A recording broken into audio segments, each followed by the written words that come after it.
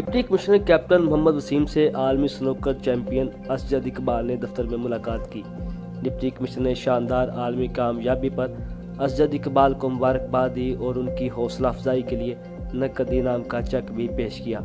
اس موقع پر اسجد اقبال نے deputy commissioner کو آگاہ کیا کہ وہ مالی مسائل کی وجہ سے نجی سنوکر کلب میں پریکٹس کے اخراجات برداشت نہیں کر سکتے، جس پر انہوں نے درخواست کی کہ انہیں جم خانہ کے سنوکر کلب میں پریکٹس کرنے کی اجازت دی جائے۔